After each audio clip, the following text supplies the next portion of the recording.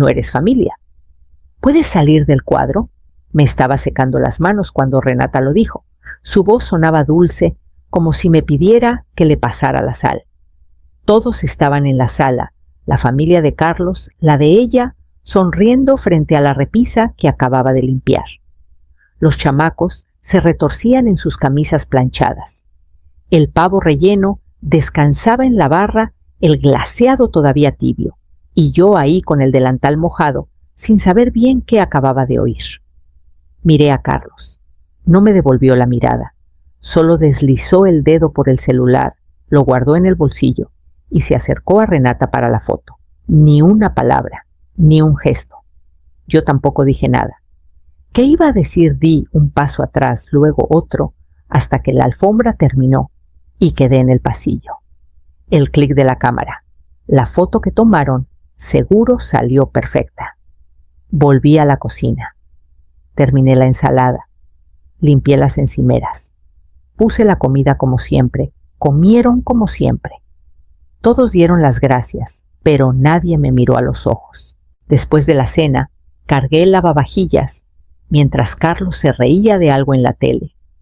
Renata pasaba fotos en su celular sonriendo. Subí.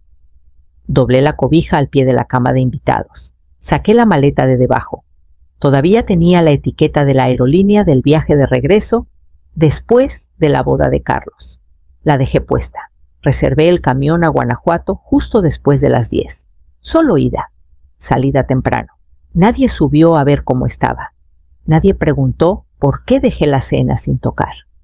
Me senté al borde de la cama, mirando el cuartito que me habían dicho. Usa el tiempo que necesites. Y me di cuenta de que siempre había actuado como visita, aunque pagara el gas. Dejé la maleta junto a la puerta y preparé una blusa limpia para la mañana. Apagué la luz y dejé que el silencio se acomodara. Me desperté antes del despertador, aunque apenas había dormido. Mi cuerpo sabía que era hora. Me vestí en silencio, me peiné, alicé la blusa que había elegido la noche anterior. El mango de la maleta hizo clic suave al levantarlo. Abajo la casa ya se movía. Se oían tazones de cereal chocando y los sonidos lejanos de una caricatura desde la sala. La voz de Renata gritó algo sobre las loncheras.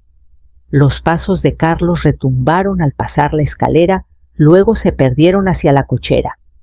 Nadie me vio parada al borde de la cocina. Miré un momento. Doblé la nota que había escrito la noche anterior y la dejé junto a la cafetera, donde alguien la vería tarde o temprano. Me fui a quedar con una amiga vieja. Hay comida en el refri. Cierra la puerta de atrás. Dudé en el umbral mirando una vez más la sala que había limpiado la noche anterior. El olor a waffles recalentados flotaba en el aire. El refri zumbaba indiferente. La puerta principal se cerró detrás de mí con el sonido más suave. No la azoté. No quería que dijeran que me fui enojada. Quería que el silencio hablara por sí solo. El camino a la central fue fresco, pero el sol de la mañana me calentaba la espalda. Mantuve el paso firme. Solo una maleta rodando un golpeteo suave en la banqueta. En la central encontré mi andén y me senté sola. Una parejita joven se tomaba selfies y se pasaban un termo. Miré a las palomas revoloteando cerca de las vías y sostuve mi boleto como algo frágil. Ni llamadas, ni mensajes, ni pasos apresurados detrás de mí. El camión llegó puntual. Subí. Asiento de ventana, maleta a mi lado. Vi pasar el pueblo por el vidrio, la iglesia, la tienda de abarrotes, el camino, a la escuela de Carlos ahora lleno de maleza. El asiento de al lado quedó vacío. Y más allá del horizonte, sabía que Lorenza me esperaba al otro lado.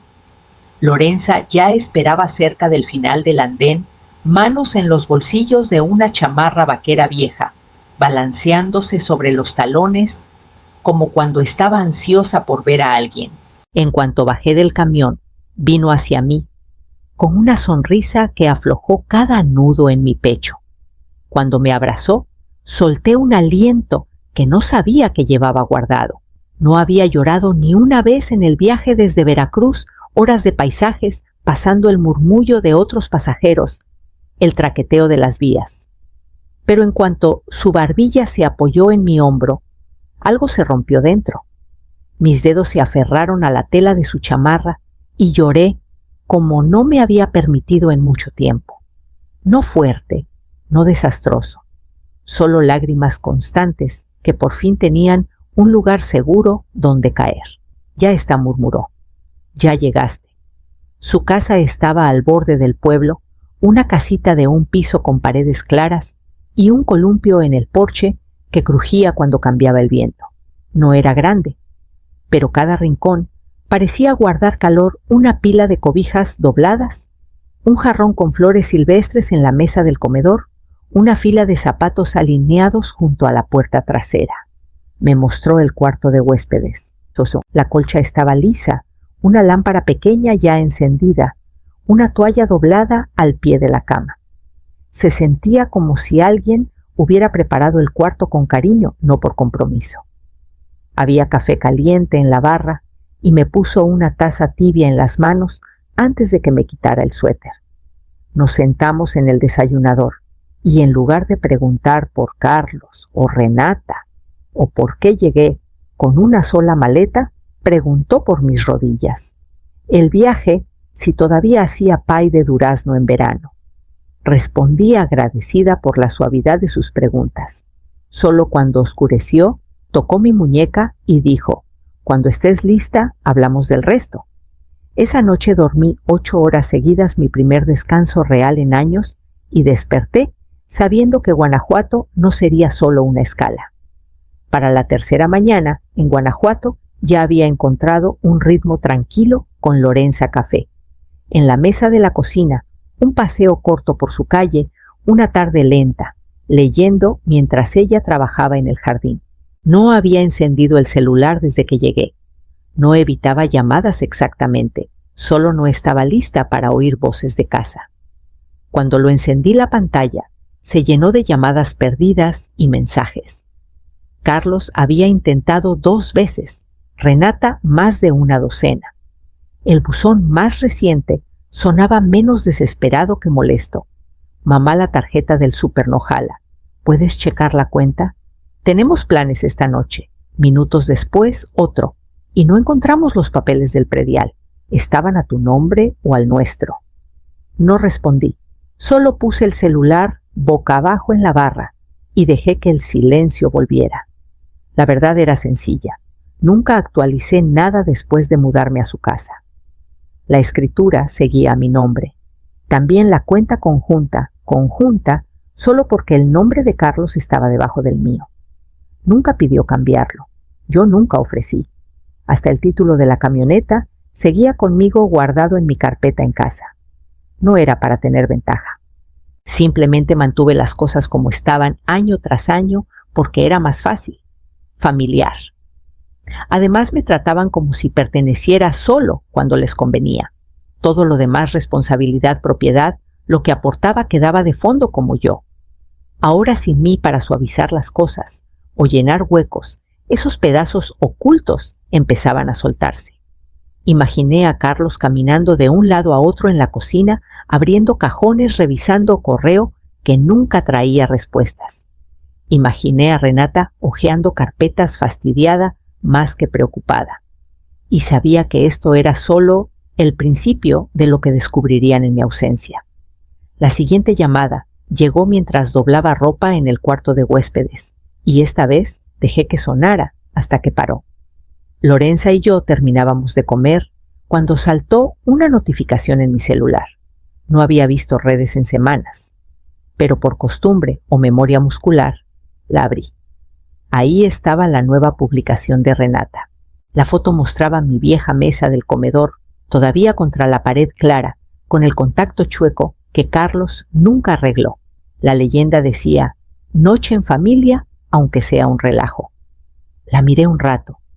Renata estaba en la cabecera, el cabello recogido con la bebé en las piernas. Carlos estiraba la mano por algo capturado a media risa. Los niños hacían berrinche comida a medio camino de la boca. Reconocí el refractario de inmediato, el mismo que traje cuando me mudé. La cuchara todavía tenía la muesca gastada en el mango, una quemadura vieja de cuando la dejé cerca de la estufa. El aparador de atrás era mío también, igual que el mantel, aunque estuviera arrugado. Renata llevaba una blusa que no veía en años, una que doblé para donar cuando dijo que necesitaba algo bonito para misa. Pero la mesa se veía apretada, no cálida. El asado estaba pálido en el centro, sin guarnición. Los cejotes aguados y amontonados. La bebé tenía comida embarrada en la mejilla. Nadie en la foto sonreía de verdad.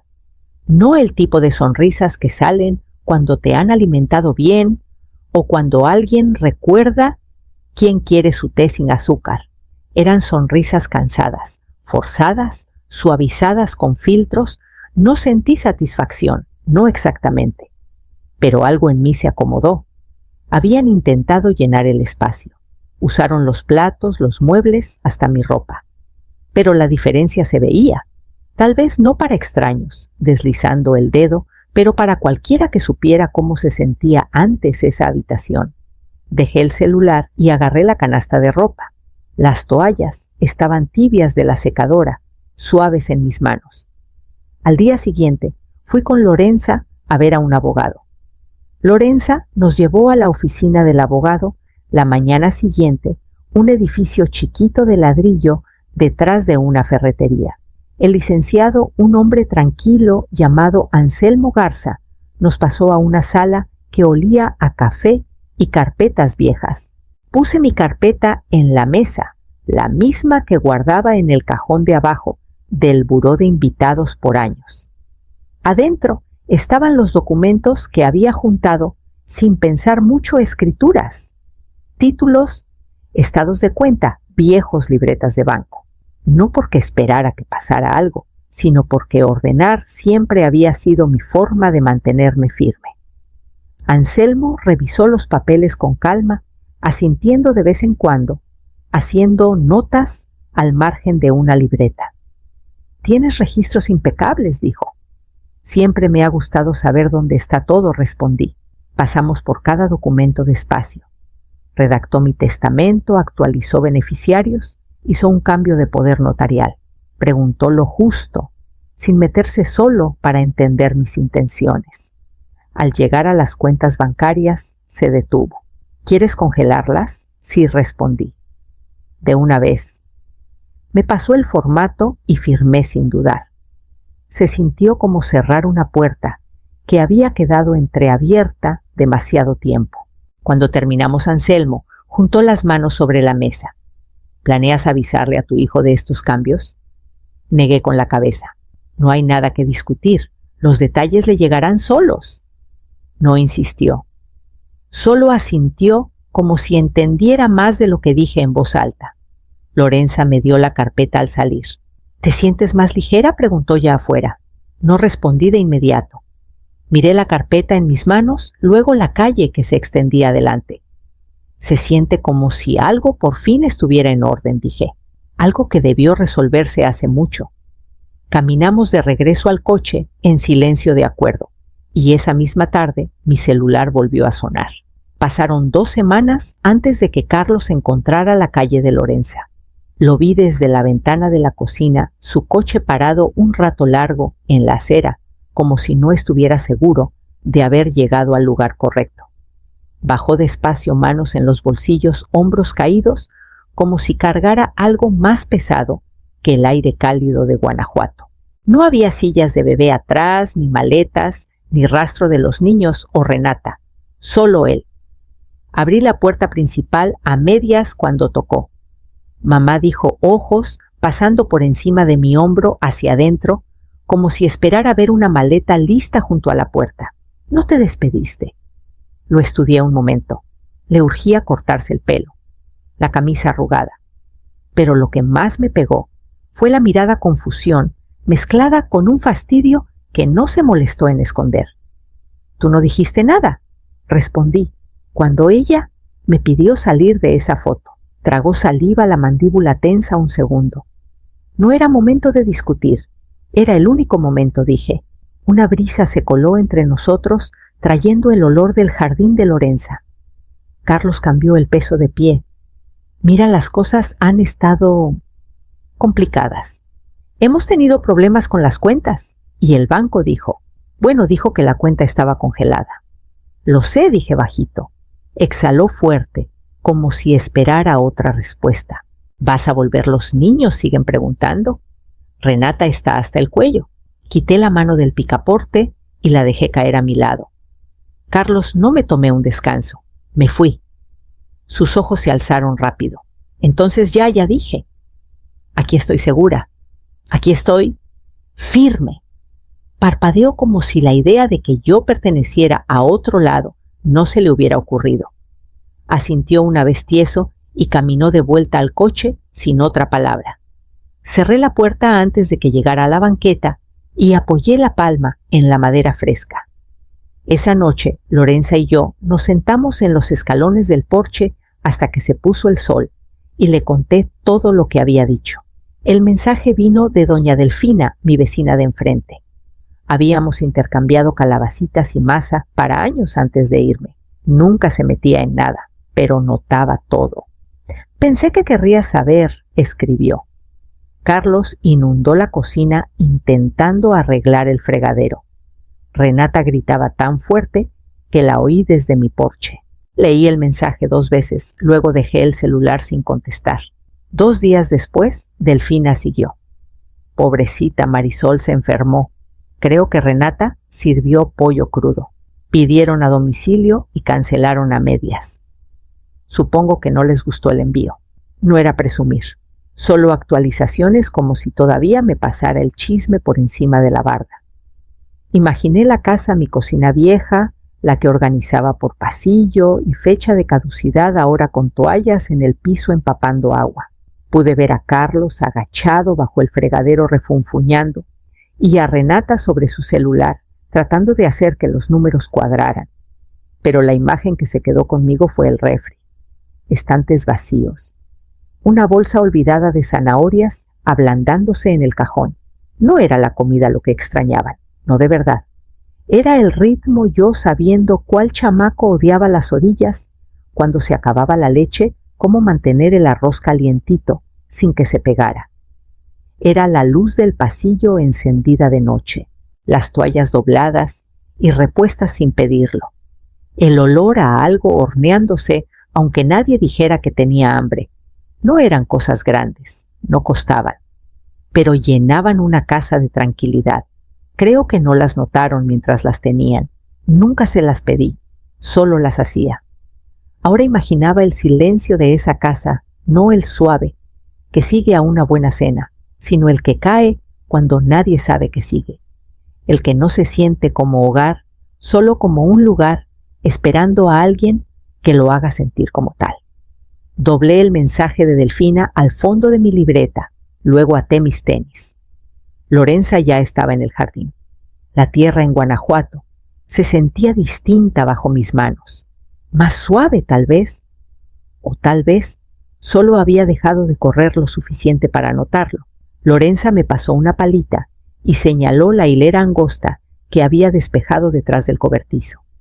Plantamos frijolitos tempraneros y jitomates uno al lado del otro, bajo la luz de la mañana, y no llenó el silencio con instrucciones. Solo trabajamos. Por las tardes empecé a ayudar en el centro comunitario del pueblo. Nada del otro mundo, servir comidas, limpiar mesas, saludar por nombre.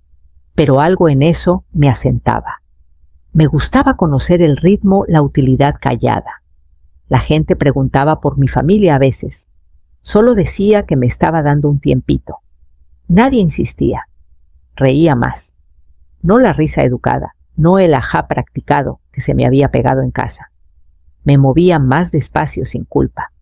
Algunas mañanas me sentaba con una taza de té y no miraba el reloj. En el tianguis del sábado encontré un rebozo de lana gris suave, con hilos de óxido y café oscuro. No le pregunté a Lorenza si me quedaba bien.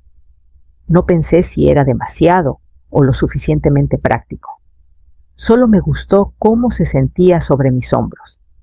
Así que lo compré.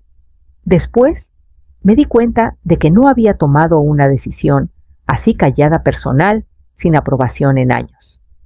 Por tanto tiempo había estado envuelta en la comodidad de los demás, sus gustos, sus expectativas, cada comida a su medida, cada cuarto ajustado, cada humor anticipado antes de formarse. Pero aquí me estaba reencontrando en pedacitos firmes, no dramático, no escandaloso, solo lo suficiente para sentir que volvía con alguien a quien no veía en mucho. Lorenza lo notó. No dijo mucho, pero empezó a dejarme un rincón del jardín para arreglar como quisiera. Planté cempasúchiles. No porque sirvieran, solo porque me gustaba el color.